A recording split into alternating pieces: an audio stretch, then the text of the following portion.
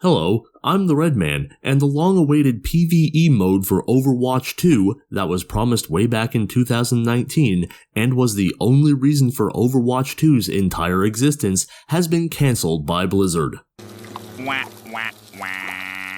If you're interested, and I'm sure you're not, GameSpot has an incredibly too-long-didn't-read interview with the director of Overwatch 2 as he desperately tries to put a positive spin on abject failure.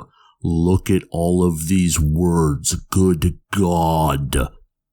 Fear not, the Red Man will save you the pointless hassle of having to read all of this corpo babble. The simple truth of the matter is that Blizzard is both ran and staffed entirely by useless, inept imbeciles, and that is why Blizzard has failed to actually accomplish anything in recent memory.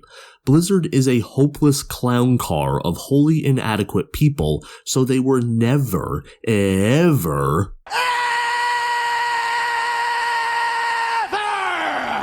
gonna be able to actually craft a PvE mode, since that takes things that no one at Blizzard has, like skill and ability. So all that was left for them to do was to bitch out and cancel the whole project. But not after using Overwatch 2 to farm a few seasons worth of Battle Pass revenue. You're despicable. There's really not much more to say about this story. The Red Man is ashamed to admit that he downloaded Overwatch 2. The Red Man is proud to declare that he didn't spend any money on it because of concern over exactly this sort of thing. PvP-only games are the pinnacle of cringe. Overwatch 2 in particular, without a PvE mode, is a sad, shambolic, barely functioning skeleton of what might have been a decent game if anyone making it was remotely competent. Ultimately, canceling the PvE mode that was initially announced as the entire point of Overwatch 2 existing in the first place is one of the purest fumbles in the history of the industry. Let's take a brief look at why. Starting with Chief Ass Clown in Charge, Bobby Kotick. Bobby Kotick was previously the CEO of Yahoo from 2003 to 2008. What is the opposite of the Midas touch, where instead of gold, everything you touch turns to canine excrement? We might have to start calling it the Kotick touch after this dumbass. CEO of Blizzard, Bobby Kotick, is clearly unfit to lead so much as the line to the bathroom, let alone a whole-ass company that develops and publishes video games. Take a look at this tweet from a former employee.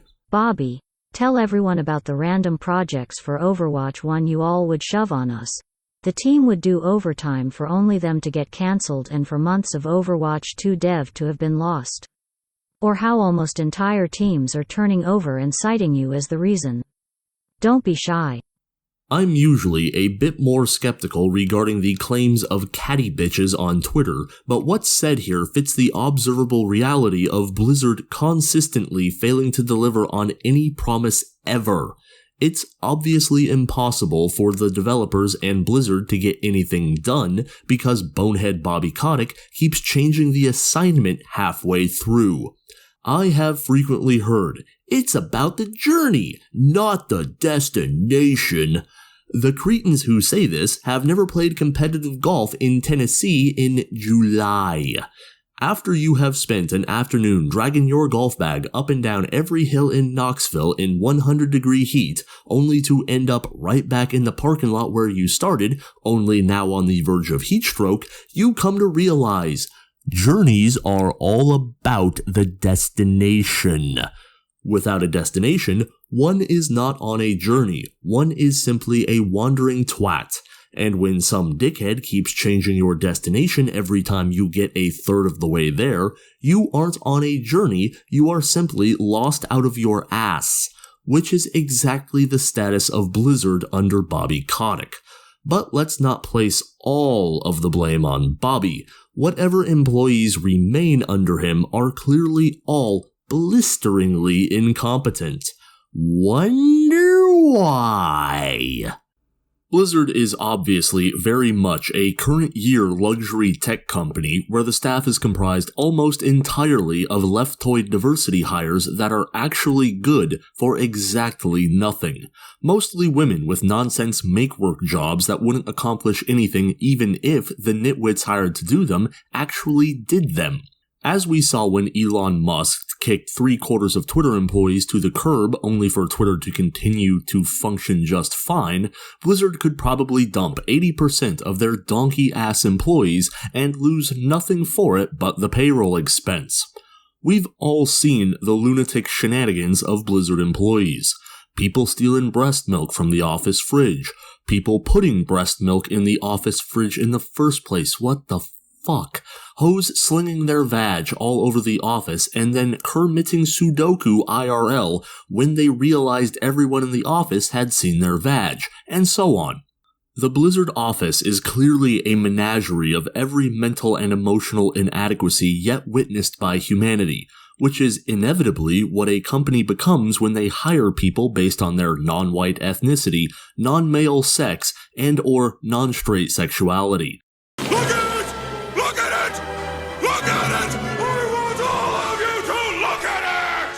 The janitor is probably the closest thing to a competent employee at Blizzard because he was probably the only one hired on the basis that he can actually do his job.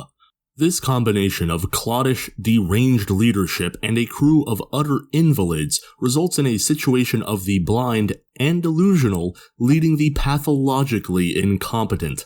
So you get the cancellation of the Overwatch PvE mode, leaving nothing but the cash shop and the battle pass. Which is the way he wants it. Well, he gets it. I don't like it any more than you. Oh.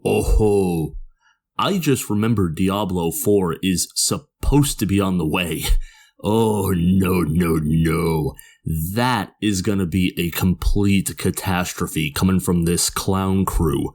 Fortunately, the Redman has never been a big Diablo fan, so I can just kick back and enjoy watching people who like things have those things ruined for them. I rarely get this chance because it's usually happening to me. Bad things are always funnier when they happen to someone else, but I've gone on long enough. I'm going to go head to the gym, and so should you.